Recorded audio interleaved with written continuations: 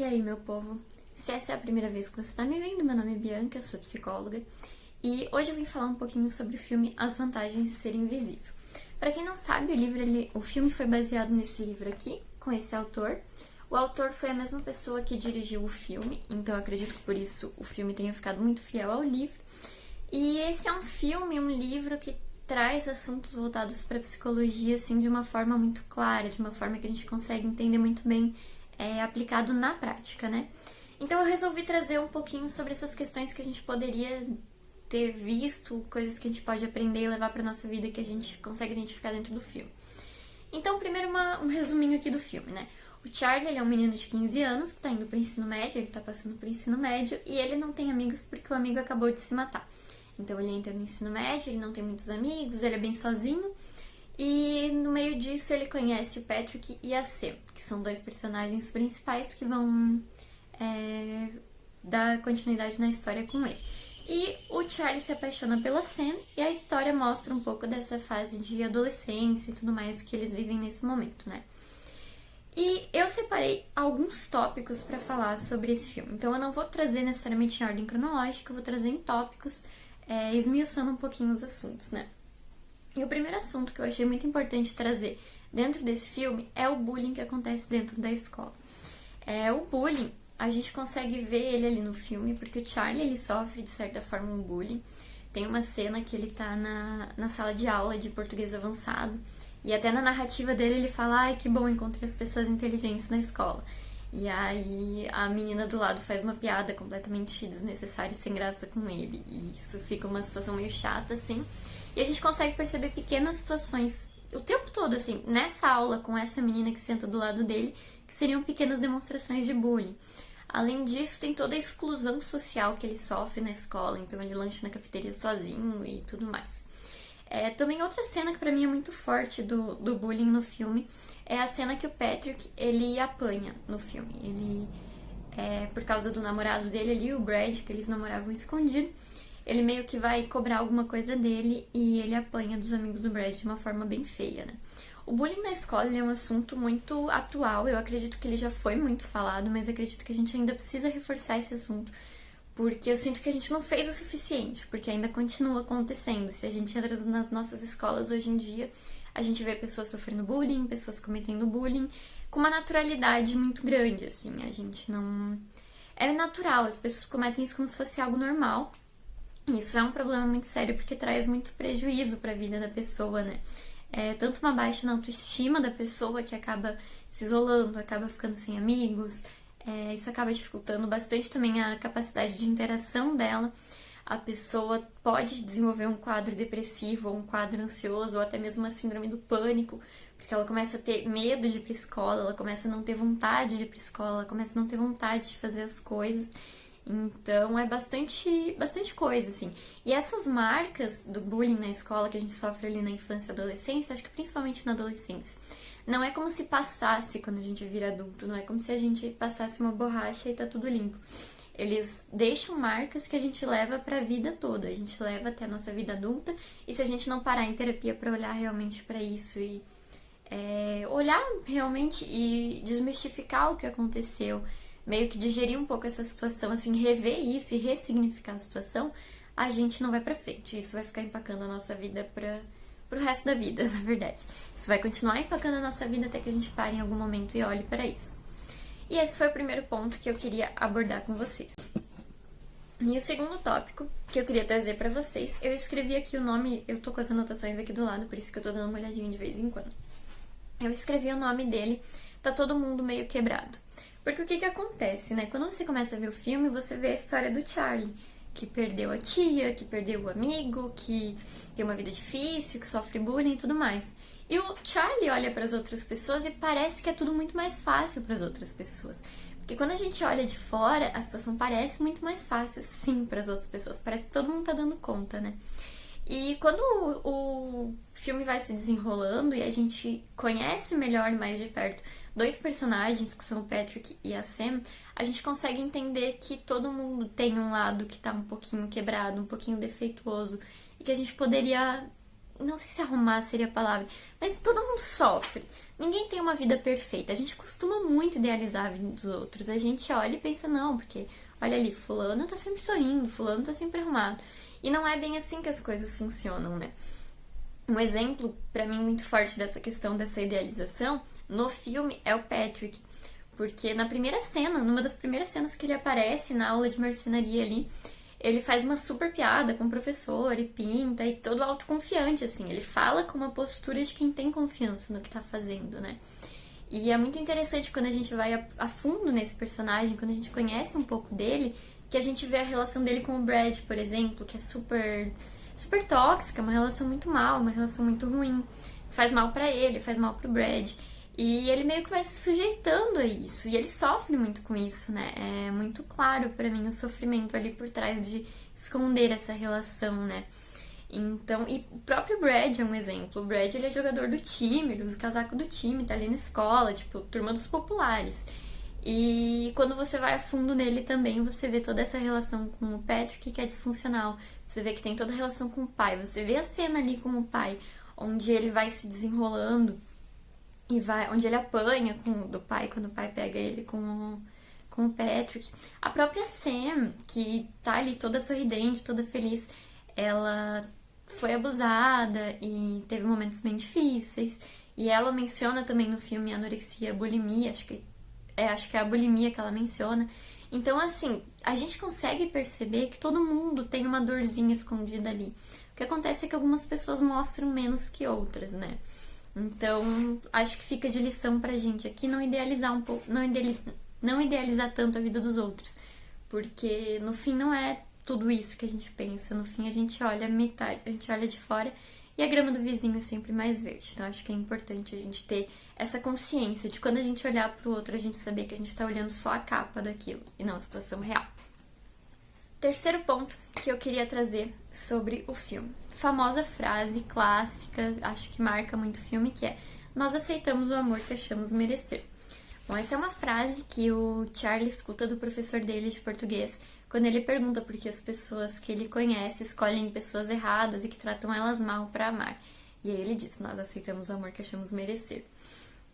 Eu acho que pra mim o que fica muito dessa frase é a questão da nossa autovalorização, do nosso autoconceito, da nossa autoestima. Porque o que acontece, né? A gente precisa se valorizar, a gente tem que entender isso. O que acontece é que esse valor que a gente dá pra si mesmo, ele vai acontecendo, a gente vai formando essa imagem, formando esse valor a partir de tudo que acontece na nossa vida. Então, por exemplo, se eu passei a vida inteira numa família que disse que eu não sou o suficiente, que eu não sou boa, que eu não consigo, que eu não vou conseguir, que eu não vou sair dali, o valor, a imagem que eu crio de mim é essa. Claro, isso não é assim tão linear, causa e efeito, mas entende que essa construção, ela mescla todo o nosso ambiente, todo o nosso social, e com isso a gente vai abordando esses assuntos e a gente vai internalizando algumas dessas mensagens que a gente recebe. Então, por exemplo, esse exemplo que eu dei, se a gente escuta o tempo todo que a gente é ruim, que a gente não vai conseguir, a gente internaliza isso. E esse valor que a gente atribui a si mesmo, a gente vai levar para as nossas relações. Porque o que acontece é que a gente sempre ensina o outro como a gente vai se relacionar. Então, por exemplo, quando você conhece alguém, isso em qualquer tipo de relação, na amizade, com o pai, com a mãe, com o irmão. Quando a gente conhece alguém, a gente precisa estabelecer um limite. A gente precisa dizer: olha, eu vou até aqui e você pode vir até aqui em mim. Daqui você não passa. Esse limite que a gente estabelece, ele ensina o outro como ele pode tratar a gente. Uma relação sempre é construída a dois. Sempre são duas pessoas mostrando: olha, você pode me tratar dessa forma. Olha, você pode me tratar dessa forma. E isso vai gerar uma construção que no fim vai vivenciar uma relação. No fim isso vira uma relação. O problema é que se eu não consigo colocar o meu limite, quando eu não consigo colocar o meu valor, porque eu acho que eu tenho um valor muito baixo, então eu deixo as pessoas abusarem de mim, abusarem da minha boa vontade, isso acaba prejudicando o relacionamento. Isso acaba sendo um relacionamento disfuncional que só me prejudica. Então, sim, eu acabo aceitando menos, deixando que a pessoa abuse de mim, porque eu acho que eu não tenho valor suficiente para pedir mais do que isso. A gente acredita que a gente não tem mais, não merece mais nada nisso. Isso até é muito interessante porque é algo que acontece muito nos relacionamentos abusivos, né? do agressor ele começar a manipular e chantagear a pessoa para que ela acredite, a vítima, para que ela acredite que ela não merece mais nada que aquilo e que se ela terminar com ele, nada de melhor vai aparecer no mundo, quando isso não é verdade. E essa conceituação, esse autoconceito é muito importante aqui nessa frase, porque a gente precisa começar a entender o nosso valor. Isso não quer dizer que, eu mereço, nossa, eu sou a princesa, a rainha do mundo e mereço tudo. Não, a gente tem que conhecer o nosso real valor e também saber ceder, porque relacionamento é feito de cada um cedendo um pedacinho e aprendendo, meio que uma dança, assim. A gente vai vendo onde a gente pode pisar, onde a gente não pode pisar, para que lado a gente vai, para que lado a gente não vai, em conjunto. A gente vai descobrindo isso e como isso pode funcionar a dois. O quarto ponto que eu queria trazer é uma fala que a Sam traz pro Charlie no finalzinho do filme. Porque eles estão conversando e o Charlie fala pra Sam essa frase do nós aceitamos o amor que achamos merecer. E ela olha pra ele e pergunta, por que tu nunca me pediu em namoro? E ele fala, eu achei que você estava feliz, eu achei que você queria outra coisa. E ela fala, você não pode priorizar, colocar outra pessoa em primeiro lugar na sua vida e achar que isso é amor. E pra mim essa frase também é muito forte. Essa cena toda, o conjunto da cena, ela é muito boa, né? A fotografia, a câmera, assim, as posições, tudo é muito bom. Essa cena é muito boa, lá no finalzinho do filme. E quando ela fala, você não pode colocar os outros em primeiro lugar e chamar isso de amor, a gente volta um pouco na questão que a gente estava falando antes, nessa de autovalorização e tudo mais. Mas eu acho que vai além num ponto muito específico que é fazer pelos outros é muito cômodo. A gente fica numa posição confortável quando a gente diz sim pra tudo, quando a gente aceita tudo que vem do outro, quando a gente faz favores pelo outro e quando a gente prioriza o outro. Porque o que acontece quando a gente faz isso é que a gente consegue manter mais pessoas perto da gente. E o Charlie, ele tem um comportamento muito forte de colocar os outros em primeiro lugar. Isso é muito... A gente consegue perceber durante o filme, assim. No momento, na cena de Natal, que cada um ia dar presente pra uma pessoa e ele dá presente pra todo mundo. São algumas pequenas cenas que vão colocando ele. Ele vai se colocando pra trás e colocando as outras pessoas pra frente. Até a questão do namoro dele com a Mary Elizabeth, que ele quer terminar e que ele não queria nem ter começado a namorar. Ele só foi no baile com ela e ela já tava saindo dizendo que, nossa, namorados, casal. E ele não queria isso, mas ele não conseguiu parar. Ele não conseguiu dizer, olha, esse aqui é meu limite, até aqui que eu vou e eu não quero nada contigo. Ele não conseguiu fazer isso. Isso porque o Charlie, ele tem uma personalidade muito forte nesse quesito de não se colocar na frente, de não pensar em si e de colocar sempre o outro na frente. A gente sempre tá atrás, a gente sempre tá, no mínimo, em segundo plano, às vezes a gente tá em décimo. E o Charlie, ele tem esse comportamento muito repetitivo. E isso não é saudável, porque o que acontece é o que o filme mostra, quando ele termina com a Mary Elizabeth, que ele se afasta de todos os amigos. Então ele se afasta e ele acaba ficando sem nada pra ele. Então nos relacionamentos a gente tem que tomar um cuidado para não perder 100% do nosso norte de quem a gente é, de quem a gente precisa ser e de quem a gente... de cuidar da gente, nesse senso de autocuidado, esse senso de autovalorização, né? E pra mim é muito isso, a personalidade do Charlie é muito voltada pra isso, e esse relacionamento da Mary Elizabeth com ele ilustra muito bem, mostra certinho eles começando, ele não querendo mais e não conseguindo terminar, aí ele termina, perde todos os amigos e fica muito mal, muito mal. E isso é uma questão muito forte, né? Ele ficar muito mal por estar sozinho. Claro que aqui a gente entra numa questão que o personagem já vinha num quadro depressivo, ele já vinha mal, já vinha sozinho. Então, assim, meio que ele depositou todo o apoio dele, todo o suporte dele no grupo de amigos. Quando perde o grupo de amigos, você não tem mais onde se sustentar e você cai, porque você tá sozinho, você não tem. Por isso que é muito importante também, e isso é uma coisa que a gente busca fazer na terapia, né, com o cliente, que é desenvolver o nosso autossuporte. Porque na psicologia, na Gestalt terapia mais especificamente, a gente trabalha com o conceito de heterossuporte, que é o suporte que a gente espera do outro, que é o outro nos dando suporte para tomar decisão, para fazer alguma coisa, e o autossuporte, que é o nosso suporte interno, que é eu conseguir tomar uma decisão, independente da opinião do outro, conseguir fazer por mim. E na terapia a gente trabalha muito isso, esse fortalecimento do autossuporte, que é algo que o Charlie claramente não tem no filme, algo que ele não... é uma característica que ele não demonstra, assim. O filme também traz, dentro ali na história, o tema do abuso sexual. Charlie, então, o personagem principal, ele foi abusado pela tia quando era criança. E ele amava essa tia, era tipo a tia favorita dele, assim, ele era apaixonado por ela dava presentes e tudo mais. E eu acho que essa ilustração do abuso sexual é muito boa nesse filme, ela é feita de uma forma muito real. Mostra pra gente de uma forma que fica muito claro como isso funciona e como isso acontece de uma forma muito discreta, que às vezes a gente nem percebe, né? Então o que acontecia ali nas cenas, o que a gente consegue ver durante o filme a tia ia pra casa dele, por exemplo, ia assistir um filme com a irmã, e a irmã dormia, e aí ele dizia, ai, não acorde. Daí nas cenas a gente escuta ela falando, ai, não acorde sua irmã, olha só, sua irmã já dormiu, não conte pros seus pais, vai ser nosso segredinho. Essa frase do vai ser nosso segredinho, ela é muito forte, porque a tia fala várias vezes, em várias cenas em que a tia aparece, ela tá falando essa frase pro Charlie quando ele era criança. E essa frase, ela vai ser repetida por outros dois personagens. Primeiro pela irmã do Charlie, porque a irmã do Charlie, quando ela apanha do namorado, ela não conta pro pai e pra mãe, deixa em segredo, não é exatamente a frase, mas ela pede isso.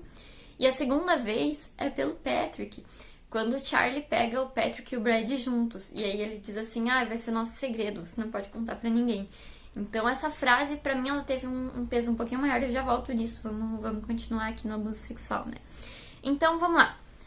Ele foi abusado por essa tia, que ele amava. A tia fazia tudo que a gente consegue perceber de sinais em relação ao abuso sexual. Então, por exemplo, ela oferecia presentes em troca, ela dizia que era um segredo, ela se aproximava muito dele quando estava sozinho ou quando os irmãos estavam dormindo. São sinais muito sutis. E era uma pessoa muito próxima da família. Era uma pessoa, tipo, era irmã da mãe. Acho que era irmã da mãe, pelo que eu me lembro. Mas era uma pessoa próxima, que estava ali na casa, que participava do convívio familiar. Era uma pessoa de confiança dos pais. Então, assim, tanto que os pais só vão ficar sabendo disso no final do filme. Os pais só ficam sabendo bem nas últimas cenas lá com a médica já. Então, eu acho que é muito ilustrativo. E eu acho que é um tema muito atual. E é um tema que também é muito importante a gente falar sobre. Porque o que acontece? Aqui, a educação sexual vai ser muito importante. Vai ser muito importante a gente colocar aqui... sentar e conversar com as nossas crianças sobre, olha, isso aqui pode, isso aqui não pode. Quando acontecer isso aqui, você vem e conta, você não deixa escondido. Porque o Charlie não conta pra ninguém, ele vai contar depois, muito tempo depois. Até porque acredito, pelo que dá a entender no filme, que ele nem lembra de tudo isso. Ele nem lembra dessas cenas específicas de abuso e ele vai lembrar disso só no final. E aí o que acontece é que isso meio que vai ficando guardado aqui. Acredito eu, e aí aqui a depressão é uma doença multifatorial, a gente não pode dar causa e efeito, mas acredito eu que ali começou a ser... Foi um dos fatores, assim, que começou a mexer nesse quadro depressivo do Charlie. E quando a tia pede, quando é uma pessoa de confiança, por exemplo, a tia dele, que ele amava, que era a tia favorita dele, que levava presentes pra ele no Natal e no aniversário sempre, ela pediu pra guardar o segredo. E isso tem um peso muito grande. E o que acontece é que como o Charlie não elaborou isso, como ele não elaborou essa questão do abuso, essa questão de não contar pra ninguém, essa frase do não conte pra ninguém, vai ser nosso segredo, é nosso segredo, ela tem um peso maior, ela tem uma coisa que, querendo ou não, remete ele àquelas frases que ele ouvia quando era criança. E no filme ele tem alguns apagões, assim, a gente percebe que ele não lembra de 100% dos fatos. Tanto sobre a infância quanto no presente, na narrativa presente, ele tem alguns apagões. E meio que essas falas remetem a flashes, assim, do passado. Então tem esse peso muito grande, por isso é muito importante falar sobre isso. E dar espaço para as nossas crianças falarem sobre isso. E adultos também que passaram por isso na adolescência e na infância, tomarem essa iniciativa, darem esse passo à frente de falar sobre isso. Porque falar sobre isso não é fácil. Esse eu acho que é um dos temas mais difíceis, assim, da gente falar quando vai com a gente. É um tema delicado, é uma coisa que dói falar. Não é uma coisa fácil de falar. Mas que é extremamente necessária e que vai atrasar a nossa vida, vai estar ali patinando junto com a nossa vida, nos atrapalhando, nos cutucando, até que a gente olhe, elabore e ressignifique isso. E isso a gente consegue com terapia. O outro tópico que eu separei pra falar, então, e agora já perdi as contas de quantos tópicos são, foi sobre o luto do Charlie, então. O Charlie, ele sofre o luto do melhor amigo que se matou. O melhor amigo se matou, então ele conta isso pra Sam em algum momento e ele traz uma fala que ele diz assim... Ele poderia pelo menos ter deixado um bilhete, uma nota, alguma coisa, uma carta. E essa fala, pra mim, ela demonstra muito a questão que a gente trabalha na Gestalt terapia, que é o conceito de Gestalt aberto. O que é uma Gestalt aberta, Bianca? A Gestalt aberta é uma situação que a gente sente que ainda não acabou, que não fechou. Então, por exemplo, sabe quando uma pessoa te manda uma mensagem de manhã e diz assim, preciso falar contigo, a gente conversa hoje à noite. E isso te mata, isso fica tipo, meu Deus do céu, o que eu vou fazer? Que angústia, eu quero saber. Isso é uma Gestalt aberta. E essa Gestalt aberta vai ser fechada quando a necessidade for alcançada. No caso, saber o que essa pessoa quer, tentar resolver isso e voltar para a situação normal. Fechar a Gestalt e ela volta pro fundo. E essa morte desse amigo, por ela estar aberta ali, meio que ela influencia em tudo, né? Nessa questão de como fazer amizades e tudo mais. Além disso, tem a morte da tia. Lá na infância, quando ele era pequeno, a tia morreu. E ele sente muita culpa, isso fica muito claro no filme, que ele sente culpa da morte da tia, porque a tia morreu indo buscar o presente dele. Então ele sente isso como se, tipo assim, meu Deus, eu matei a minha tia. E isso desde criança, só que isso ele não expressa. Isso ele vai expressar na cena que ele tenta se matar no final do filme, que ele comete suicídio, ele tenta cometer o suicídio. E essa culpa, ela demonstra como é importante que a gente converse com as nossas crianças sobre as situações que estão acontecendo. Então, se morre alguém na família repentinamente de um acidente, é bom sentar com a criança e esclarecer. Se tem alguém doente na família, senta com a criança e conversa, porque a criança percebe as coisas. A criança não é boba, gente. A criança, ela vai perceber sim o que está acontecendo, né? Só que é muito importante que ela saiba e que você consiga explicar. Então, por exemplo, ali, o Charlie sentiu que era culpado por anos. Tipo, até a adolescência dele se sentia culpado pela morte da tia. Que não era culpa dele, foi um acidente de carro e não tinha nada a ver. Só que ele carregava essa culpa.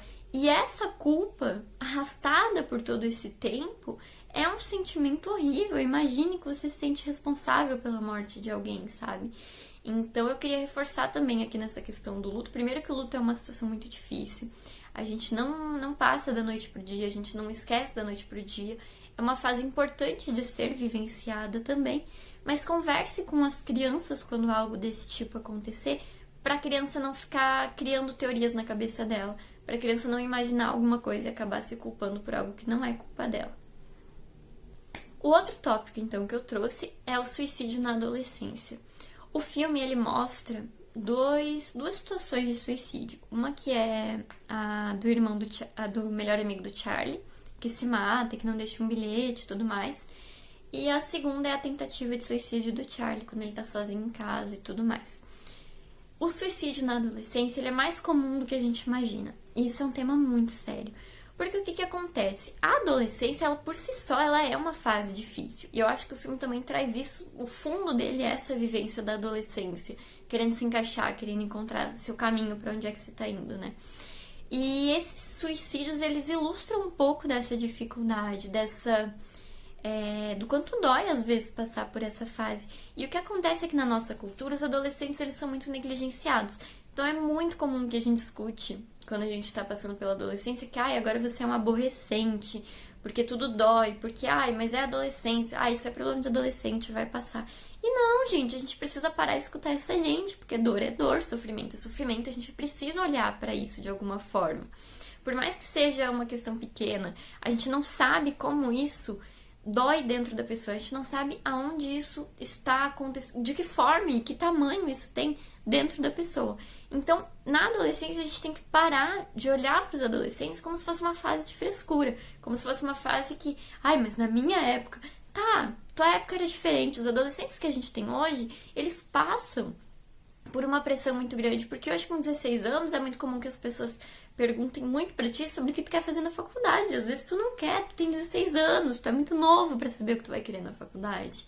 E a gente veio, essas gerações novas, e coloco a minha aqui um pouco, ela veio nessa adolescência com uma pressão muito grande de quando é que vai começar a faculdade, e aí tem que fazer pós e emprego, e aí casamento, e aí isso tudo foi acumulando assim, e parece que a gente tem que conseguir tudo de uma vez só. E, além disso, a fase da adolescência ela é uma fase de autoconhecimento, ela é uma fase de se reconhecer. Porque a gente passa por uma transição do mundo infantil, onde a gente brinca, a gente sabe quem é e a gente se identifica com os nossos pais, para uma fase onde a gente quer começar a se diferenciar um pouco dos nossos pais e descobrir quem a gente é sem eles, e descobrir realmente quem eu sou, não quem os meus pais são, quem os meus pais me fizeram, quem eu sou enquanto pessoa.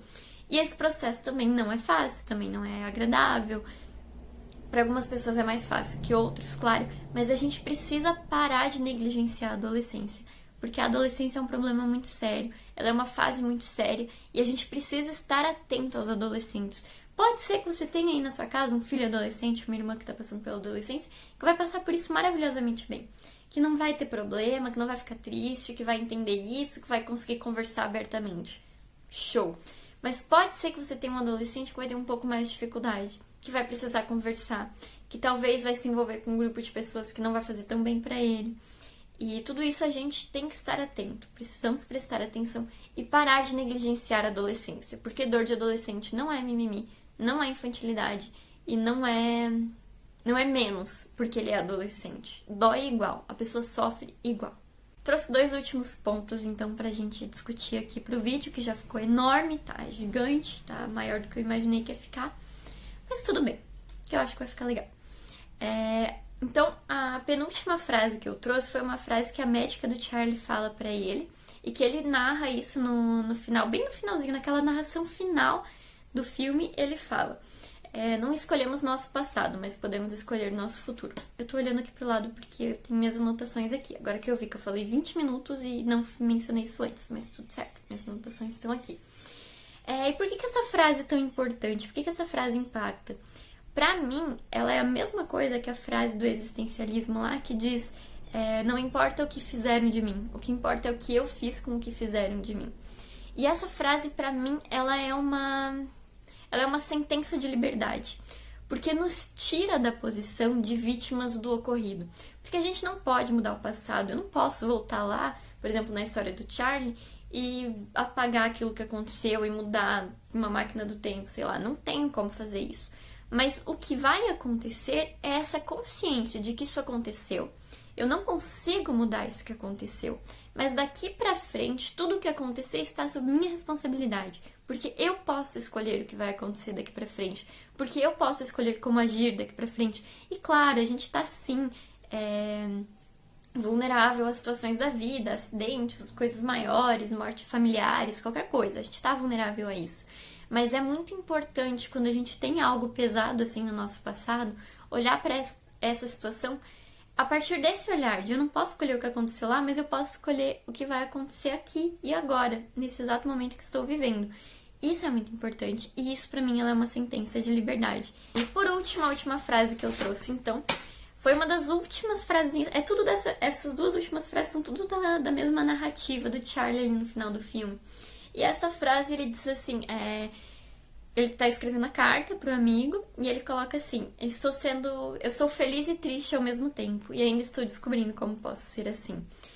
E é muito marcante essa frase, porque eu acho que esse é o ponto que o filme mostra um pouco essa questão do amadurecimento. De você passar de uma fase onde as emoções são intensas e você não sabe o que fazer, você não sabe expressar, pra uma fase onde nem todo dia vai estar bom, nem todos os dias vão ser fáceis, mas essa é a vida, e é isso, e vamos pra frente, né? E eu até coloquei aqui o desenho, aquele da linha de batimentos cardíacos, porque me remeteu a isso. Quando eu li essa frase, quando eu escutei essa frase no filme, eu pensei, cara, é isso. Porque a nossa vida, ela é justamente como essa linha da vida que vai... Sabe aqueles exames de eletrocardiograma, né, gente? Vocês sabem do que eu tô falando. Então a nossa vida, ela vai justamente subindo e descendo, e aí tem um momento que tá um pouquinho mais reto, daí sobe, daí desce muito, daí sobe só um pouquinho, daí desce um pouquinho, e assim vai indo. E quando essa linha fica linear, quando essa linha fica reta, significa que a gente morreu, significa o fim da vida. Então pra gente, enquanto pessoas, é muito importante esse linear, esse ir pra cima e pra baixo, porque isso é vida. Isso é equilíbrio, é estar uma hora num lugar e outra hora no outro e saber balancear isso. E saber que não é porque você tá aqui em cima hoje que você vai viver aqui em cima. E que não é porque você tá aqui embaixo que você vai viver aqui embaixo. E aprender isso, entender essa questão dessa oscilação é maturidade.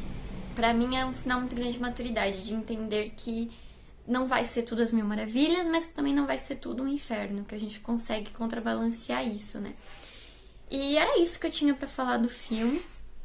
Vou deixar aqui no final com vocês uma das frases finais do filme, desse mesmo trecho que eu tirei esses 2 últimos pontos pra gente discutir, onde o Charlie fala que ele reconhece que terão dias bons, terão dias ruins, e que um dia tudo isso que ele tá vivendo serão só fotos e memórias, mas que agora ele tá aqui, que agora isso é real, e que ele tá vivo agora e é o momento de aproveitar isso. Vou deixar aqui a foto pra vocês. Espero que vocês tenham gostado, ficou mais longo do que eu esperava que ficasse, mas acontece, comigo muito inclusive. E é isso. Se vocês quiserem, eu posso trazer uma análise um pouco mais aprofundada de alguns personagens. É só deixar aqui nos comentários se vocês querem e qual personagem que vocês gostariam de ver de forma mais aprofundada aqui. Então era isso, meu povo. Um beijo pra vocês e até a próxima.